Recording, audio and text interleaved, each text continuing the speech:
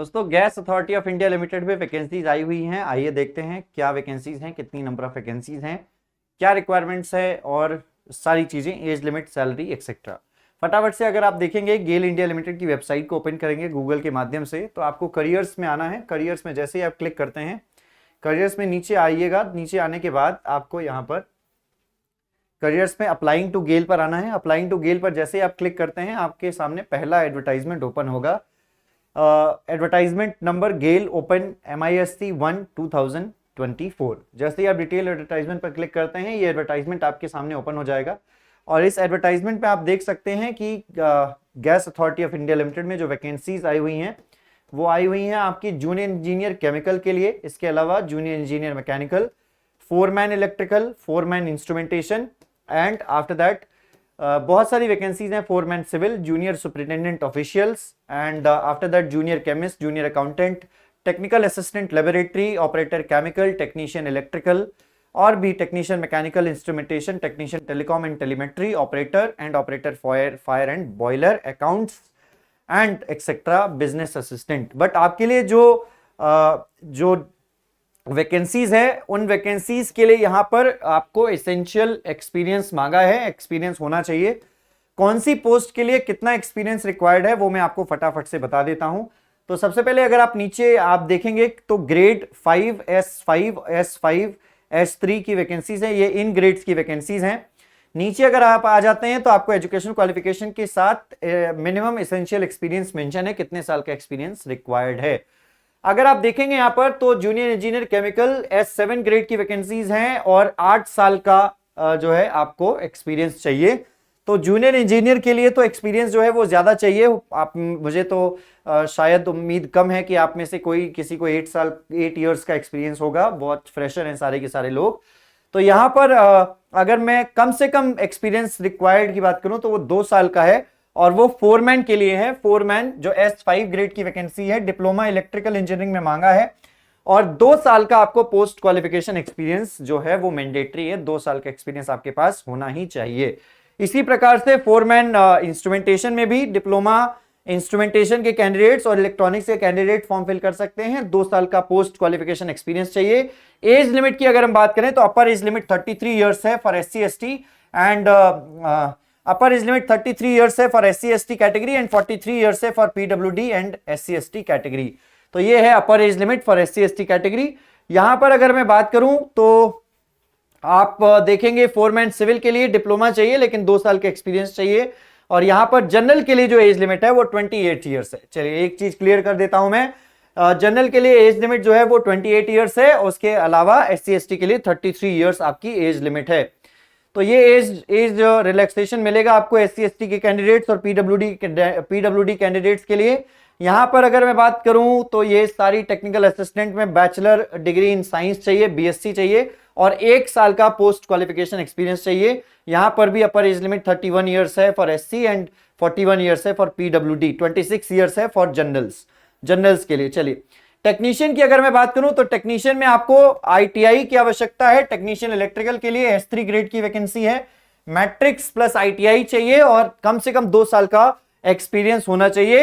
Age limit general के लिए 26 years है और OBC के लिए, EWS के लिए और SC ST के लिए जो एज लिमिट है वो आपको एज रिलैक्सेशन के अनुसार दिया जाएगा। इसी प्रकार से टेक्नीशियन इंस्ट्रूमेंटेशन की जो रिक्वायरमेंट है और मैकेनिकल की रिक्वायरमेंट सेम है। यहाँ पर जो एजुकेशन क्वालिफिकेशन की रिक्वायरमेंट है। रही बात जो टोटल पोस्ट है वो यहाँ पर 391 है टोटल पोस्ट। यहाँ पर अगर आप देखेंगे तो ऊपर ही इन्होंने जो है वो मेंशन कर दिया है टोटल पोस्ट कितनी है। 391 है। जहां पर आप फोरमैन की अगर हम बात करें, फोरमैन इलेक्ट्रिकल के लिए तो टोटल जो वैकेंसीज की संख्या है वो यहां पर 1 है फोरमैन इलेक्ट्रिकल के लिए। फोरमैन इंस्ट्रूमेंटेशन के लिए 14 है, सिविल के लिए 6 है। इसके अलावा अगर मैं बात करूं टेक्नीशियन की, टेक्नीशियन अगर आप इलेक्ट्रिकल में देखेंगे तो 44 सीट्स की रिक्वायरमेंट है। टेक्नीशियन इंस्ट्रूमेंटेशन में 45 एंड टेक्नीशियन मैकेनिकल में 39 पोस्ट की रिक्वायरमेंट है। तो ये सारी की सारी रिक्वायरमेंट्स हैं। उम्मीद करते हैं आपको एजुकेशन क्वालिफिकेशन और रिक्वायरमेंट्स जो हैं वो समझ में आ गई होंगी। और यहां पर नीचे और आ जाते हैं और देख लेते हैं क्या क्या दिया है इन लोगों ने। चलिए तो यहां पर अगर हम बात करें तो जिनका फुल टाइम रेगुलर कोर्स है सिर्फ वही लोग कंसीडर किए जाएंगे। मतलब डिस्टेंस लर्निंग कैंडिडेट्स यहां पर कंसीडर नहीं किए जाएंगे। Okay and candidates possessing higher qualification, जिन्होंने हायर क्वालिफिकेशन किया हुआ है, जैसे आईटीआई के बाद डिप्लोमा किया हुआ है या फिर डिप्लोमा के बाद आपने बीटेक किया हुआ है, तो आप किसी पर्टिकुलर पोस्ट के अगेंस्ट अगर आप हैं तो उनको शॉर्टलिस्ट नहीं किया जाएगा। Candidature shall not be considered, उनको कंसीडर नहीं किया जाएगा। यानी कि हायर जिन्होंने एजुकेशन क्वालिफिकेशन प्राप्त की है वो यहां पर फॉर्म फिल नहीं कर सकते। डिप्लोमा है तो डिप्लोमा वाले ही फॉर्म फिल कर सकते हैं, और अगर आईटीआई है तो सिर्फ आईटीआई के कैंडिडेट ही फॉर्म फिल कर सकते हैं। यहां पर अगर मैं बात करूं तो ये क्वालिफिकेशन दी है, जूनियर इंजीनियर आपके केमिकल, मैकेनिकल और फोरमैन इलेक्ट्रिकल के लिए बीटेक क्वालिफिकेशन जो अट्रैक्ट करता है इन एलिजिबिलिटी, मतलब एलिजिबिलिटी नहीं दी जाएगी बीटेक। इसी प्रकार से ये सभी पोस्ट के लिए आपको जो है ये सभी एजुकेशन क्वालिफिकेशन वालों को एलिजिबिलिटी नहीं दी जाएगी, सिलेक्शन नहीं होगा। तो ये ध्यान में रखने वाली बात होगी।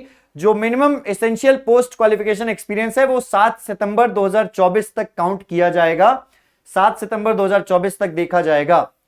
और नीचे अगर मैं आ जाऊं यहां पर तो आपको रिलैक्सेशन मिनिमम एज क्वालिफिकेशन में दिया ही हुआ है, वो मैंने आपको बता ही दिया। अपर एज कौन कौन से कितना रिलैक्सेशन है ये सब कुछ आपने ऊपर पोस्ट में देख ही लिया है। और यहां पर अगर हम आ जाते हैं सैलरी की बात करें तो इनिशियल बेसिक पे जो है वो मिलेगा आपको S7 ग्रेड को 35,000, S5 को 29,000 और S3 ग्रेड को मिलेगा 24,500, और मैक्सिमम जो सैलरी थी वो ऊपर मेंशन थी ही। तो ये है यहां पर आपको सैलरी, एज लिमिट। और रही बात एप्लीकेशन फीस की, एप्लीकेशन फीस यहां पर आपको 50 रुपीज पे करना है जनरल ईडब्ल्यूएस ओबीसी कैटेगरी को 50 रुपीज। इसके अलावा SC/ST कैंडिडेट्स को कोई भी फीस पे नहीं करनी है। कैसे अप्लाई करना है आपको ये लिंक दिया है, आप डायरेक्टली यहां से जाकर अप्लाई कर सकते हैं।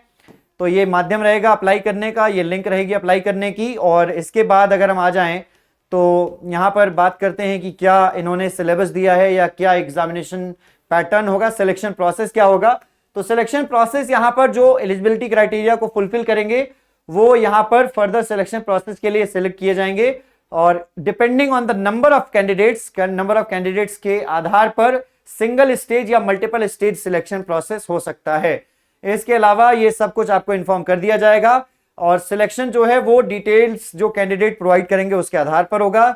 सिर्फ आपको शॉर्टलिस्टेड कैंडिडेट्स जो एलिजिबल होंगे उनको 120 दिन के भीतर जो है अगर कोई भी कम्युनिकेशन रिसीव नहीं करते हैं तो ये जो है ये मान लिया जाएगा कि वो जो है शॉर्टलिस्ट नहीं किए गए हैं सिलेक्शन प्रोसेस के लिए। सिलेक्शन मेथोडोलॉजी क्या होगी तो ये आपको दिया गया है। जूनियर इंजीनियर के लिए रिटन टेस्ट या ट्रेड टेस्ट रेलेवेंट डिसिप्लिन में हो सकता है, फोरमैन के लिए भी रिटन टेस्ट हो सकता है या ट्रेड टेस्ट हो सकता है। सभी के लिए ऑलमोस्ट रिटन टेस्ट और ट्रेड टेस्ट ही है, और इसके अलावा किसी में आपको फिजिकल एंड्योरेंस टेस्ट या फिर प्रोफिशिएंसी टेस्ट दिया गया है। ट्रेड टेस्ट आपको जो है वो क्वालिफाइंग नेचर का होगा, यहां पर 100 मार्क्स का होगा, दिया गया है 100 क्वेश्चंस होंगे। ट्रेड टेस्ट में हर एक करेक्ट आंसर के लिए 1 नंबर मिलेगा और कोई भी नेगेटिव मार्किंग नहीं होगी। 90 मिनट का आपका जो है रिटन टेस्ट होने वाला है, समय आपको 1.5 घंटे मिलेगा। मिनिमम क्वालिफाइंग मार्क्स 40% और 30% होते ही हैं, ये तो आप सबको पहले से पता है, जिनको नहीं पता चलिए जान लीजिए। नॉर्मलाइजेशन टेस्ट सेंटर कहां कहां है तो test centre Delhi, NCR, Lucknow, Ahmedabad, Bhopal, Mumbai, Calcutta, Hyderabad, Bengaluru और चेन्नई में है। तो ये कुछ बेसिक सी इंफॉर्मेशन थी, उम्मीद करते हैं आपको ये सारी बेसिक इंफॉर्मेशन मिल गई होगी। तो जिनके पास एक्सपीरियंस है 2 साल का वो यहां पर अप्लाई कर सकते हैं। ऑनलाइन रजिस्ट्रेशन 8 अगस्त से शुरू हो जाएगा, यानी कि आज से ही, और ये 7 सितंबर तक चलेगा। लास्ट डेट जो है वो 7 सितंबर है। एलिजिबल कैंडिडेट्स को एडमिट कार्ड रिटन टेस्ट का सेपरेटली जो है वो भेजा जाएगा 120 दिनों के अंदर अंदर। सो उम्मीद करते हैं ये वीडियो आपके लिए इंफॉर्मेटिव रही होगी। इसी प्रकार की और भी इंफॉर्मेटिव वीडियोस के लिए आप हमारे चैनल से जुड़े रहिए। आप इसको सब्सक्राइब करके बेल आइकन प्रेस कर दीजिएगा इस चैनल को, और हमारे टेलीग्राम चैनल KGS इंजीनियर्स से जुड़ सकते हैं। KGS इंजीनियर्स हमारा टेलीग्राम चैनल है, यहां पर आपको class link, exam related updates और भी सारी इंफॉर्मेशन यहां पर मिल जाती हैं। KGS इंजीनियर्स टेलीग्राम चैनल है, इसको ज्वाइन कर लीजिएगा। आप अगर RRB की तैयारी कर रहे हैं या फिर किसी भी एग्जामिनेशन की प्रिपरेशन कर रहे हैं तो आप हमारे KGS इंजीनियर्स के प्लेटफॉर्म पर सिविल, इलेक्ट्रिकल, मैकेनिकल तीनों ही ब्रांचेस में JEE फाउंडेशन बैच या RRB जूनियर इंजीनियर का CBT1 और CBT2 का कंबाइंड बैच या सिर्फ CBT1 के बैच से जुड़ सकते हैं। KGS इंजीनियर्स के ऐप को डाउनलोड करना ना भूलें, और KGS इंजीनियर्स की वेबसाइट से जाकर भी आप डायरेक्टली कोर्स परचेज कर सकते हैं।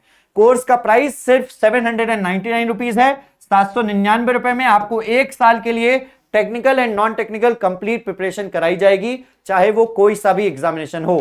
तो अभी से जाइए और परचेज कर लीजिए। 799 is the price of RRB JE and 999 is the price of JE foundation batch. ₹999 JE foundation batch का प्राइस है, अभी जाकर परचेज कर सकते हैं। धन्यवाद, मिलते हैं आपसे अगली वीडियो में। Till then bye bye, take care and God bless you.